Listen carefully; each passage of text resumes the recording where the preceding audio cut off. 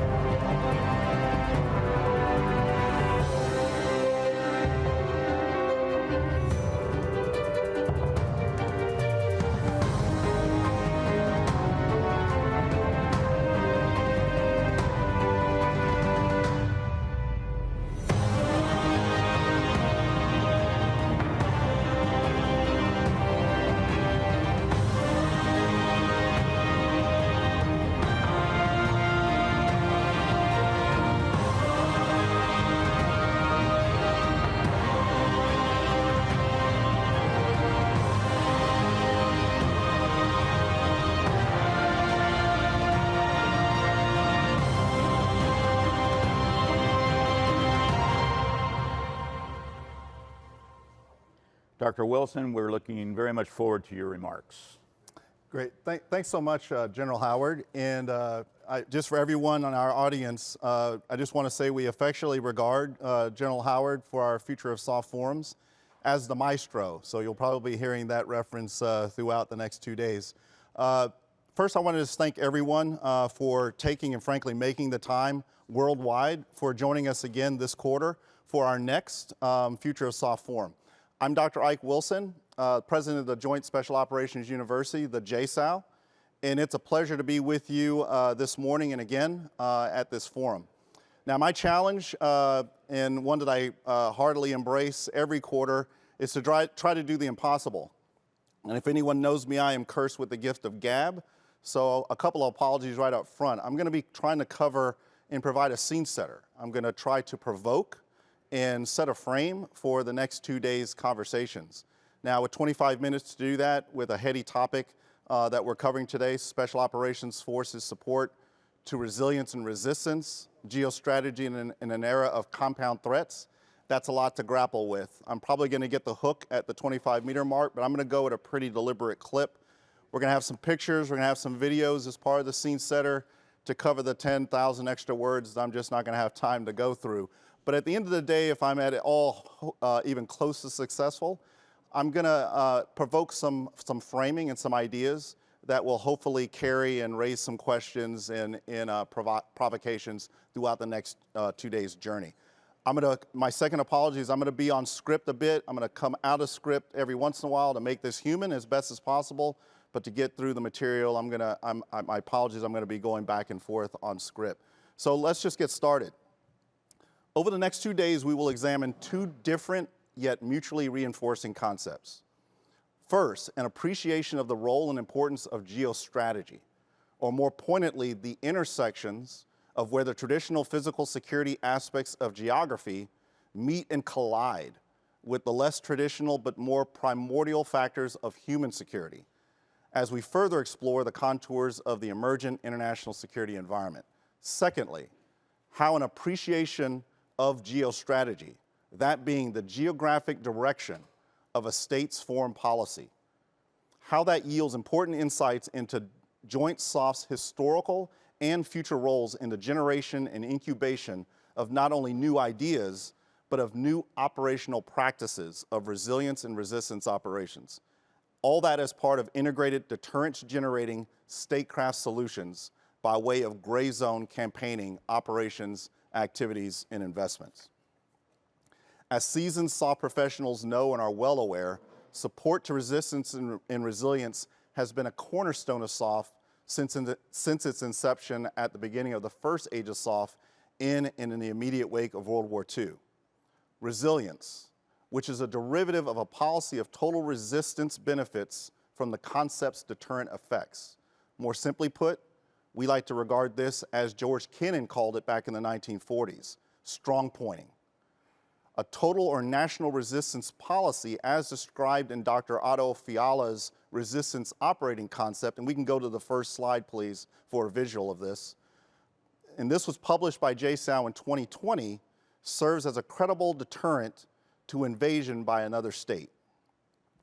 An adversary power, a competitor, considering such an invasion is faced with the knowledge that even successful occupation of the country will result in a resource-exhausting and a morale-sapping nationwide resistance. That, teammates, is deterrence. The population's hostility will be unrelenting, pervasive, and inescapable. It will be well prepared and will likely benefit from the support of external powers. Resistance as a form of warfare must be conceived. Frankly, it must be reconceived, rediscovered as part of a layered, in-depth, national and multinational, trans-regional, trans-domains defensive architecture. And it is vital to think of and begin to approach defense in the broadest sense of the terms. Frankly, in the ways that Clausewitz described the power of the defense as a form of war, as a shield capable of delivering, when necessary, multiple blows. For this new and forthcoming fourth age of SOF, the significance of national resilience and the criticality of maintaining legitimacy during the conduct of resistance operations during the struggle to restore and resume national sovereignty will define the new functional imperative and jurisdictional range of the joint SOF profession. This, in combination with new uses and utilities of special operations in the conduct of information advantage and influence campaigning, hyper-enabled by fourth technological revolution, emergent technology. Now, JSOU professor and recognized renowned expert of SOF resilience and resistance, Mr. Will Irwin, in his Support to Resistance study published by JSOU in 2019, found that an unconventional warfare campaign conducted for and against coercive occupying powers is 46% more likely to succeed than one conducted for the purposes of regime change. Incidentally, these empirical study data results marry with a larger N mixed method study conducted by Drs. Jason Lyle and myself in our 2009 International Organization article titled Rage Against the Machines, Explaining Outcomes in Counterinsurgency Wars. Next slide, please, slide 2. In that study, testing 286 cases of insurgencies and small wars between the years 1800 and the year 2005, the results showed at statistical significance a meager 22% win rate for unconventional warfare interventions conducted in support of incumbent governments facing a genuine legitimacy dilemma, while similar applications of force in support of legitimate resistance movements yielded an 82% or higher success rate. When conducting unconventional warfare in support of an insurgency against a sitting government for coercive purposes, the best outcome is often achieved through a negotiated settlement, or said in the current vernacular, below the threshold of conflict, left of booms, prior to infraction and radicalization, and where the population is not saddled with a victorious but unprepared and inexperienced insurgent government. Rather, they benefit from a government that remains effectively responsive, representative, and in place, albeit with the implementation of reforms that address political, social, and economic grievances. Again, strong pointing. And as we enter the fourth age of SOF, we have to identify which elements of SOF's support to resilience and resistance from the first three ages remain relevant for today and tomorrow, but also what new resilience and resistance capabilities we need to develop for a changed geostrategic environment. In the current strategic environment, especially in geostrategic nexus locations like the Balkans, the Ukraine, the Baltics, South China Sea, the Levant, and increasingly across Latin America, and we can go to slide 3, please. Competitors such as China and Russia employ a number of irregular methods, routinely referred to as gray zone warfare, to neutralize American and broader Western legitimacy and influence across critical geographic and functional regions and domains. By setting political conditions conducive to the emergence or maintenance of pro-China and Russian governments, as well as governments that are under coercive Chinese and Russian influence. And I believe we have a animated map that will show the Belt and Road Initiative, both land-based and maritime-based. If you could go to that, please.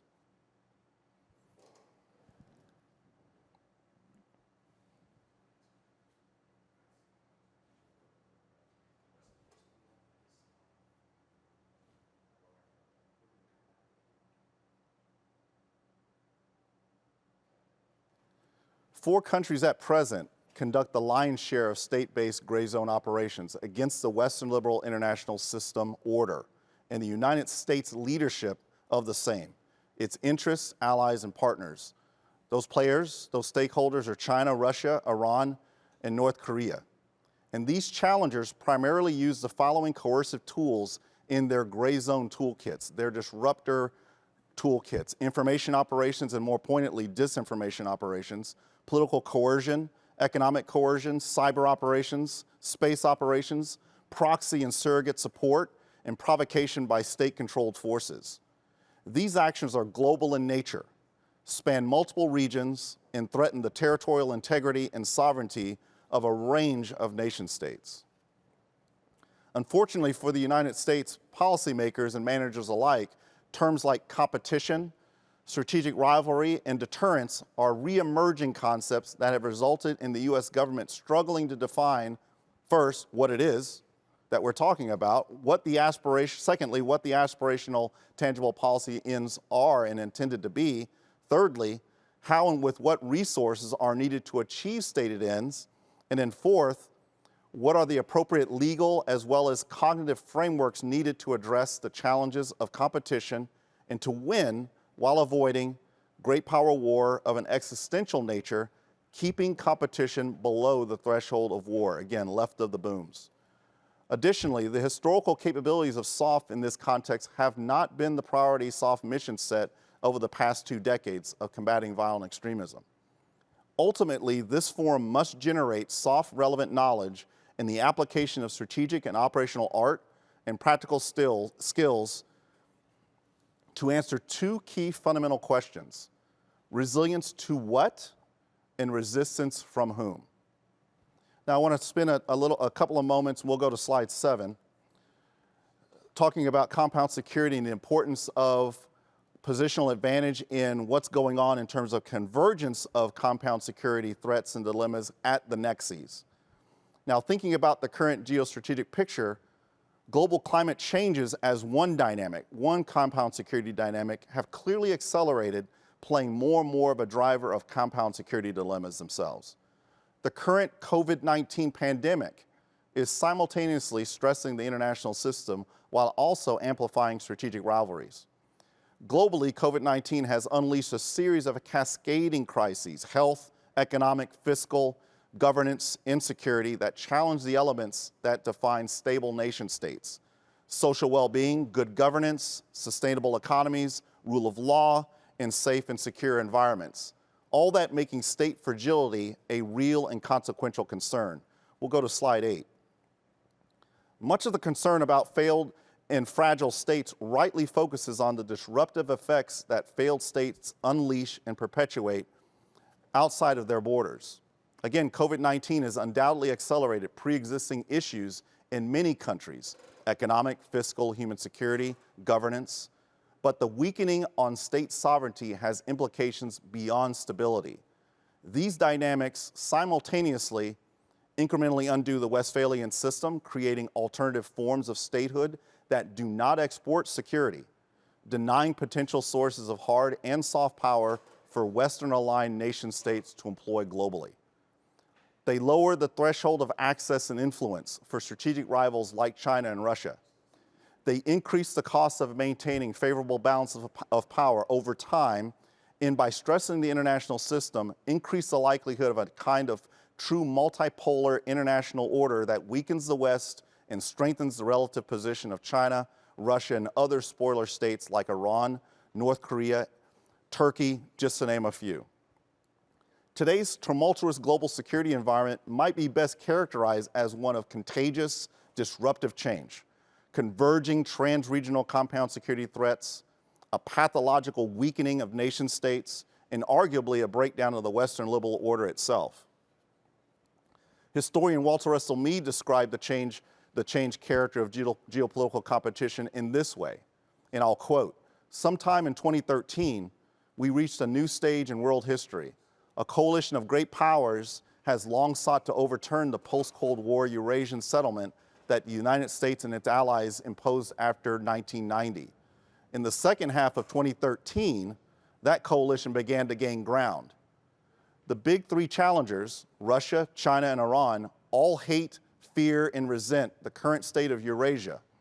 The balance of power it enshrines thwarts their ambitions. The norms and values it promotes pose deadly threats to their current regimes. Increasingly, they think they have found a way to challenge and ultimately to change the way global politics work," end quote. We'll go to slide 9, please. A variety of security threats driven by cultural, political, and historical forces have combined in ways that have fundamentally altered the character of threat and the environment of global geopolitical competition, confronting U.S. policymakers with a compound security dilemma heretofore unacknowledged or at least under-acknowledged. Many contemporary threats have become compounded, largely because their root causes and underlying currents, or as our Secretary of Defense calls them, underlying currents, have been allowed to persist unaddressed or at least underaddressed. The repercussions of these compound threats follow a multiplicative or exponentially contagious progression as opposed to an additive, linearly sequential one typical of traditional threats, hence the compounding factor. Hence, these repercussions dramatically alter the risk calculus, risk, reward, and benefits to cost factors so critical to strategy planning and policy decision-making. The combination, or more accurately, the compounding of global dynamics such as wealth disparities, widening health and wealth and inequality gaps, instabilities and unpredictabilities in the global economic market, and global climate change, to varying degrees artifacts of globalization, all have resulted in an environment of constant tension between greater interdependence and intensifying competition for increasingly scarce material and high-value resources. By compound, again, I am referring to the increased interaction, interconnectedness, and collision of otherwise once separate and separable policy issues reflective of this new post-Cold War and now post-9/11 international security environment.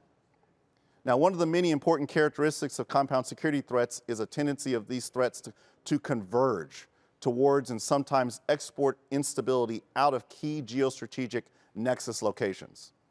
Looking at the actual trajectory and directions of these threat trends, we see a convergence of these compound challenges towards very certain and specific key geographic locations, to include the South China Sea, the Greater Levant, the Balkans, Baltics, Greater Caribbean Basin, and increasingly the Arctic, just to name an additional few. This brings us back to age-old matters of geography, but importantly, in a back to our futures mix of new and old ways. The unique role of geography compounds the impacts of physical terrain and human terrain. The geography of compound threats is an essential constant in the equation, calculus, in strategic planning, force planning, and risk management and mitigation relating to compound security threats. Indeed, geography has returned with a vengeance as a governing dynamic of international relations itself. Once again, we will see a powder keg of geostrategic places and spaces triggering great power wars. The threat nexuses are where it matters most and where we need to be and around which we need to reposture and reprofile. Looking at the actual trajectory and directions of these threat trends, we see a convergence of these compound challenges towards, again, certain very specific key geographic locations. These certainly offer threats, but they offer both challenges as well as possible benefits and opportunities, and we can go to slide 12. These threat nexuses are places where this convergence of compound threats presents, again, the United States with additional challenges for sure, but also with opportunities to sharpen our focus and apply our resources in more precise and economical ways at decisive geographic location. These locations are the places and the stuff of opportunity of maxi-min strategies. Maximum effects combined and delivered at minimum strategic strong point and weak point locations globally at minimum effective cost investments. Now, from the grand strategic perspective of the United States and its closest allies, an international order based on liberal democratic political ideas and laissez-faire economics practiced by a multitude of Westphalian nation states is foundational to our core national interest. Arguably, China and Russia's grand strategies do not require this high bar, making fragile and failed states not only localized and regionally limited humanitarian crises, but geostrategic ones as well. This all combines to bring new meanings to and imperatives of and for the study and practice of geostrategy. And we'll move to slide 13. Geostrategy is an essential element to China's expansion globally, Russia's enhanced reach operationally, as they seek to couple targeted control and access to key geostrategic locations aimed at outmaneuvering and holding at risk U.S. interests regionally and globally. Again, this is all about gaining positional advantage, which U.S. adversaries are now pursuing through their strategies and actions globally. As we know, Russia, China, Iran are very deliberate in the what and the where of their activities. And it is in the where that makes uses of geostrategy all the more relevant to the future utility of SOF. Amplifying around 2014, Russian activities in the Crimea, Cyprus, Greece, Egypt, and Syria have been all about holding the Eastern Mediterranean S-locks at risk, sea lines of communications at risk. China efforts in Latin America are all about gaining influence to place the Panama Canal in a series of overlapping influence levers to salami slice to a new normal to their benefits of either control or positional denial of U.S. access, basing, and overflight. Chinese strategists think and write in geopolitical terms, dividing the world up into regions or zones, and deploy concepts like heartland and rimland in their works, with frequent direct referrals to the great geostrategic theorists like Sir Halford Mackinder and Alfred Thayer Mahan. Teammates, SOF must begin to think and act again in these geostrategic terms and ways. Control and influence of these nexus locations confer economic, geographic, and positional advantages that allow actors to shape and in some ways reorder the balances of power at a regional and trans-regional level. The pursuit of this access and positional advantage is not routinely sought through the overt demonstration of the use of force and lethal combat activity, the way in which terrain-centric wars were fought and waged in the past. While the U.S. cannot and should never envy such subversive approaches that seek to undermine the rules-based international order, much less attempt to replicate them, what the U.S. can do in our allies and partners, instead, we can orient and reorient our efforts on positive aims that reinforce democratic values and the ideas that underpin conceptions of political sovereignty and territorial integrity. The very cornerstones of the international system sought to strengthen U.S. strategic competition with China and Russia as disruptor states and other malign actors. The U.S. can do this by helping their allies and partners in their efforts to build national resilience and resistance against predatory, subversive, gray zone threats, and by helping to shape a mutually beneficial security environment through foreign assistance and security cooperation programs As far back as its origins in World War II, support of national resistance and resilience operations has long been a core competency of special operations. Cornerstone to SOF's use and utility as an early indications and warning, strong pointing, and, if you will, a rheostat capability for the nation. I have a lot more to go, but I see we've got about 3.5 minutes, and I want to pause here and just kind of come off script, and maybe myself and the maestro can spend the next 3 minutes or so just having a free flow conversation, and with what I've set on the table as a scene setter, maybe tease out some of these ideas, talk a little bit about what this means for use, utility, and even identity of not only SOF, but joint combined SOF operations in this new fourth age from a grand strategic perspective of resilience and resistance. And so I'll pause there, come out of script. I may just put up as a banner for our closing conversation. If we can go to slide 17. A picture just to leave with one more provocation. What we try to show in this is a projection, a provocation of what SOF as a rheostat along the entire competition continuum may look like. SOF in gray zone competition, with resilience and resistance operations being the foundation, as it's always been for the past 3 organizational eras and ages of SOF, even going back as far as the pre-colonial days of our nation, frankly, before we were a nation. And with that, I'll pause and see if that elicits, starting with the maestro here, any ideas, questions, barbs, and rotten fruit thrown at me. And before I do so, just thanks everyone for their time, and hopefully this is enough to get the scene set. Well, excellent scene setters, and listening to your comments, you know, we're both former college professors, so I couldn't help but thinking about a possible multiple choice question to our students, and it is, what is the principal major threat, international threat to the United States? A, great power competition, B, counterterrorism, C, gray zone competition, D, all of the above. And I would probably say we would select D. I would say we would select D. And then if the students did that, then you would say, so what's the essay on D? And the essay on D is the compound security dilemma. Absolutely. Again, we're realizing that as the power transition game progresses, China is, based on the parameters of power, force and power, they are proving themselves the pacing threat, the pacing challenger.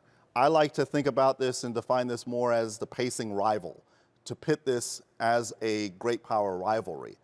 But if we use the metaphor of a pacer, true to Indy and NASCAR context, the pacer is the lead car of a field of competitors, a field of challengers.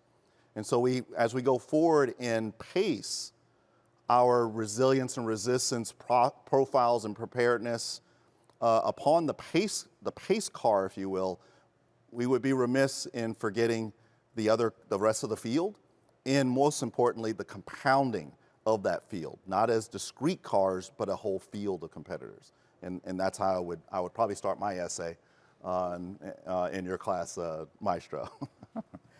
Well, thank you, Dr. Wilson, for setting the stage for what we hope to be a very substantive forum, perhaps even more substantive than previous forums, dealing with perhaps even more complicated international security, compound security dilemma threats.